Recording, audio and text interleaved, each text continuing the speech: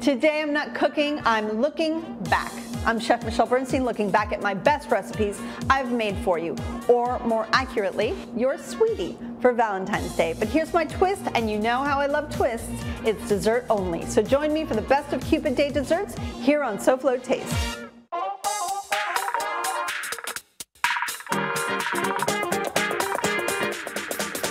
How fun is that?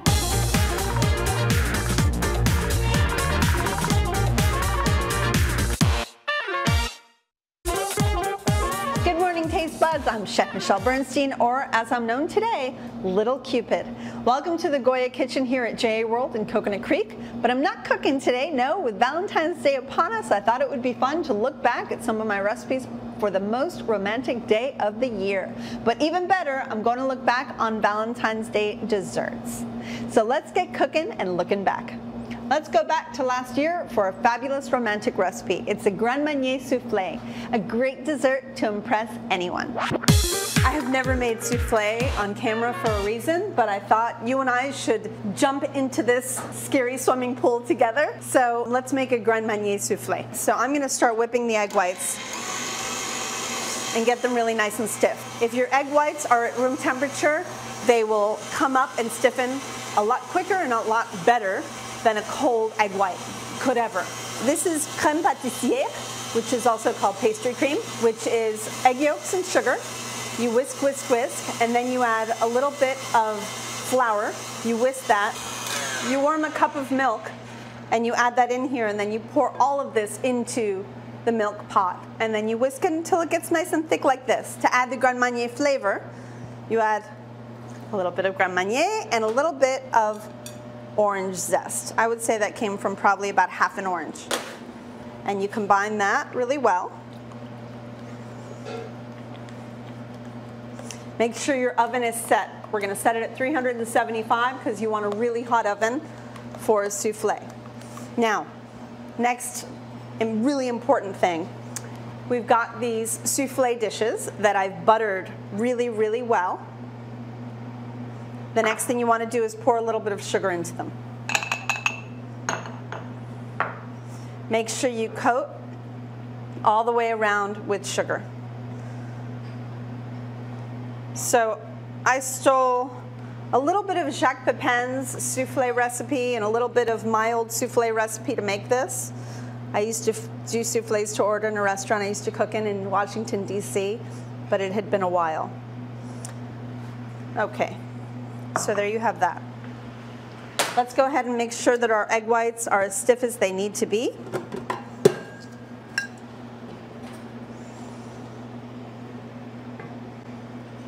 Yep, they are stiff and shiny and beautiful.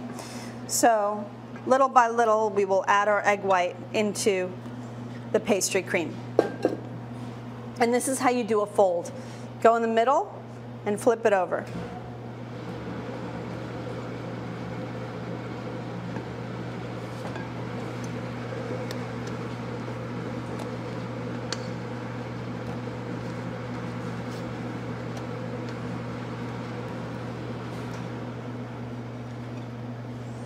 And keep moving it, keep flipping over from the center until you find that it's all combined. Now, you can make your pastry cream 2 to 3 days ahead, but the egg white has to be made right before you're ready to go into the oven. You can make one big one, or you can make 2 smaller ones. To me, it's a little safer to make smaller ones than I think it is to make a bigger one. And once you see that that is all combined, you see how that looks? It almost looks like it's a little broken. That's exactly what you want it to look like. So let's go ahead, and you want to fill it about 2/3 of the way with the mixture.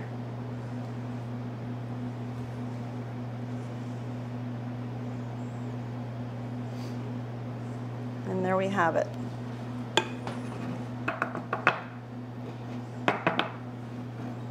Just a tiny bit more, and then we're going to go right into the oven.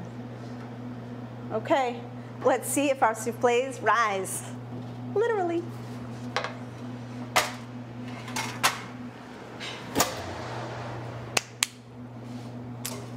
Wish me luck.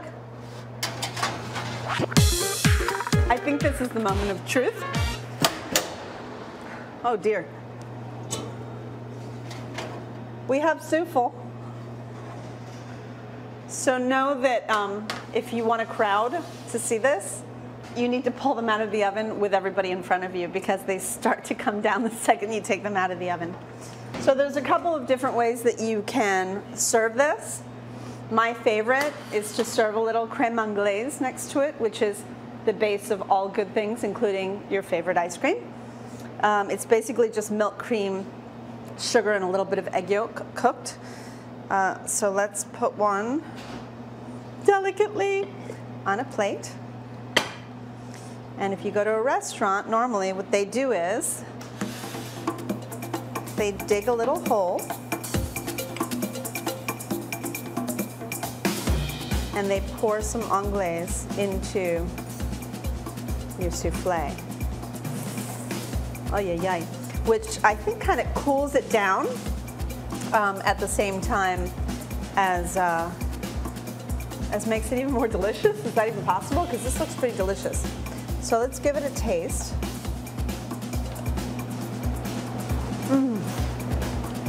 That's really good. That's kind of sexy at the same time. Looked good, didn't it? How would you like to serve that to your sweetie after a great Valentine's Day dinner? And speaking of dinner, my friends at Delaware Chicken Farm and Seafood Market want me to remind you that a great Valentine's dinner starts at 4191 North State Road 7 in Hollywood, or at DelawareChicken.com, or call them 954-983-6831 to place an order with the good folks at Delaware Chicken Farm and Seafood Market and tell them Chef Michelle sent you. Come right back for more dessert recipes from Valentine's Day's past.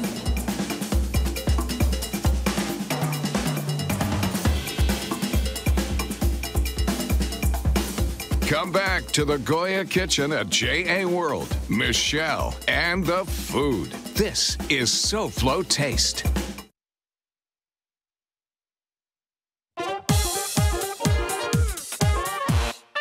It may look like I'm in the middle of a tropical paradise, but really we're smack dab in the city of Miami. Hi, I'm Melinda Harper for Souffle Taste at Chef Creole, and I'm here to try some amazing new Creole flavors. You should try them too.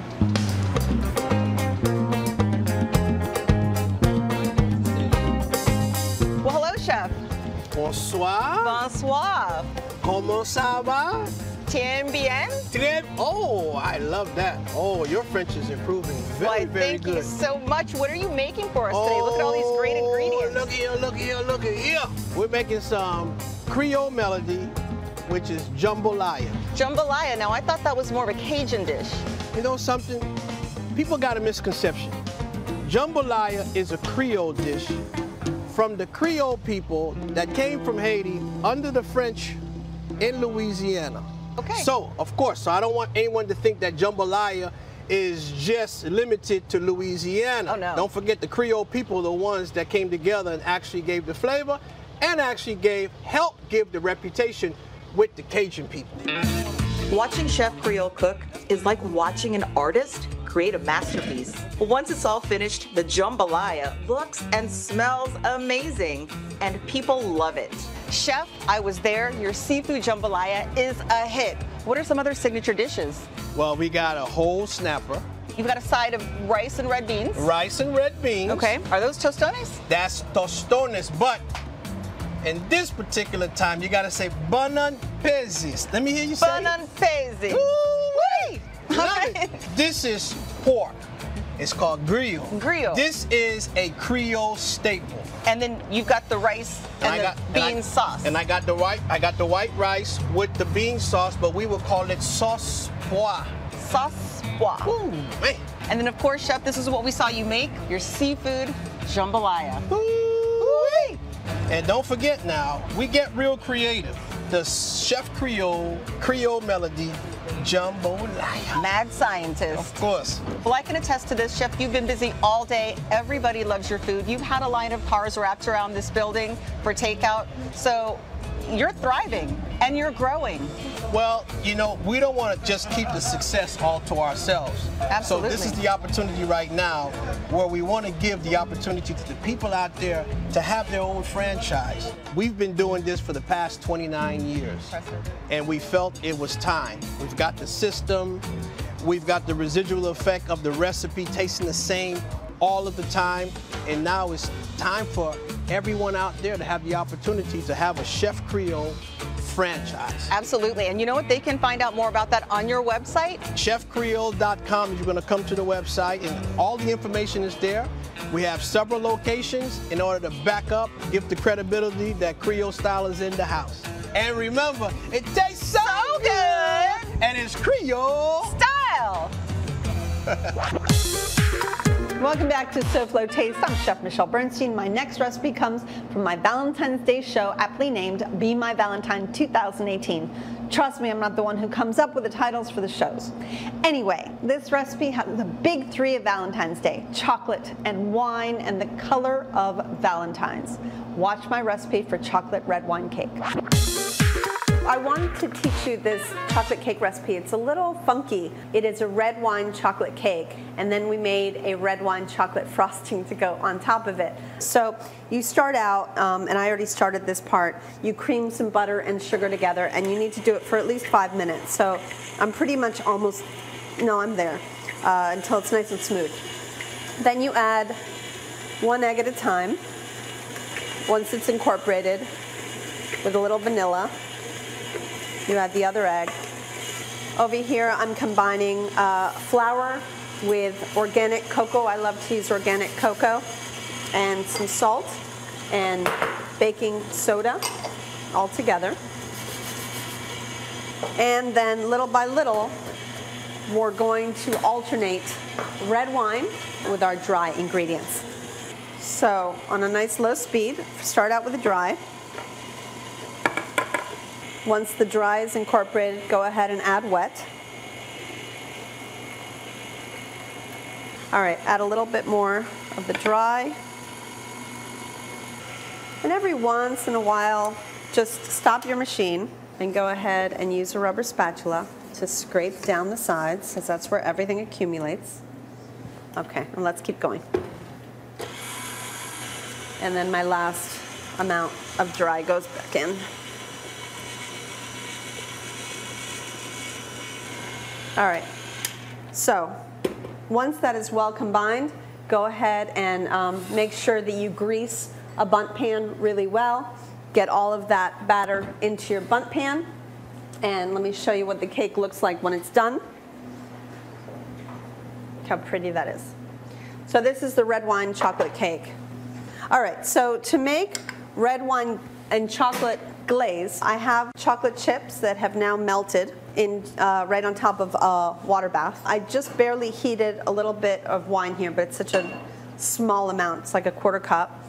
Go ahead and add powdered sugar and butter into the chocolate and let it melt, as well as the wine. And mix that up. Once you see it become completely smooth, you know you're done. And there we are. I'm just going to go ahead and brush the glaze on, just like so. Just make sure you try to get it into every little corner and fold of your cake. So once you totally cover your cake, you have something that looks like that. And you want your glaze to set and cool for at least an hour before you serve it. That's a real favorite and a great romantic recipe. By the way, as always, I'm practicing physical distancing here in the Goya kitchen at JA World, so I'm not wearing a mask, but the crew is masked up, and I will put mine on when the cameras are off. So roll up your sleeves, Souffle, and take your best shot. Come right back for another dessert recipe from Valentine's Day's past.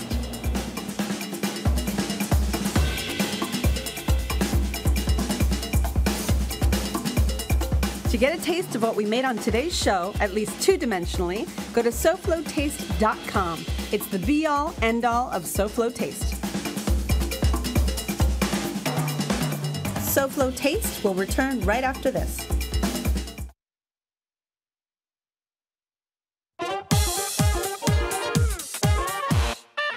Welcome back back to Souffle Taste, as we always are. I'm here at the wonderful JA World in Coconut Creek, a great place dedicated to our kids. For more information, go to jasouthflorida.org or call 954-979-7100. Now back to tastes of my Valentine's Day's dessert over the past 350 plus shows. My next recipe is one of my favorites and favorites of the crew. Right, crew? Yes, Chef. I've got them trained so well.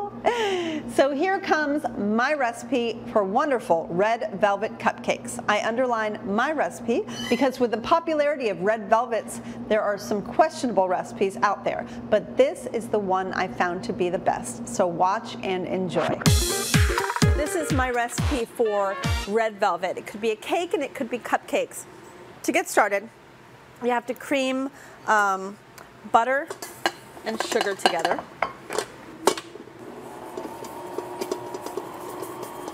Once that is well mixed together, go ahead and add your eggs until completely combined. Once that's combined, go ahead and add your flour and let that go until that's well combined. Now I've made a paste with a little bit of cocoa powder and red food coloring. This is well mixed together. So I'm going to add that.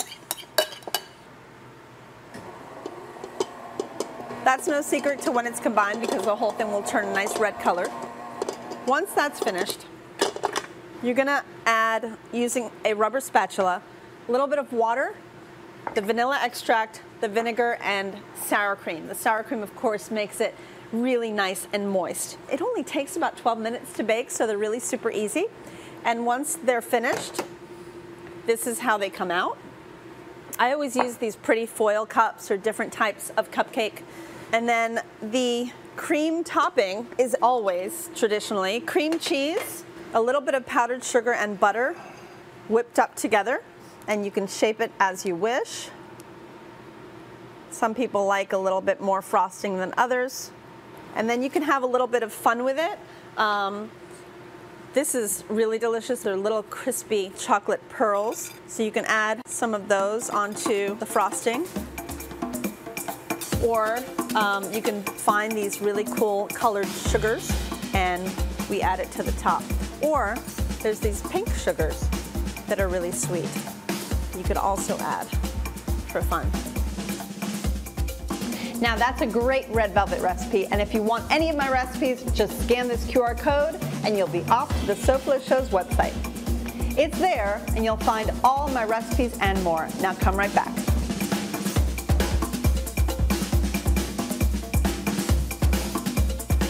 I'm design expert Elena Capra. Michelle's food looks great. Stay tuned to see a home that looks great on Souffle Home Project, coming up next.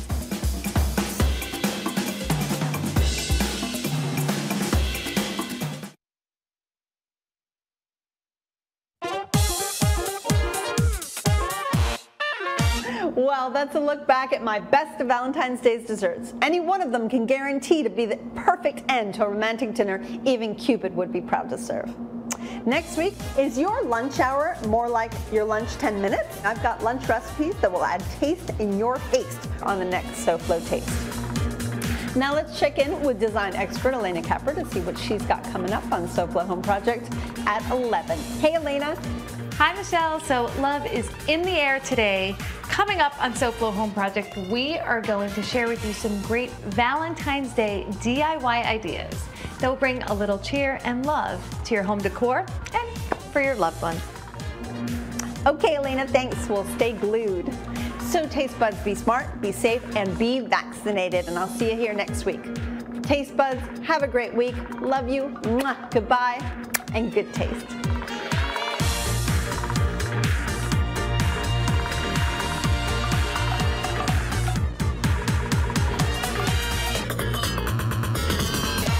Just desserts.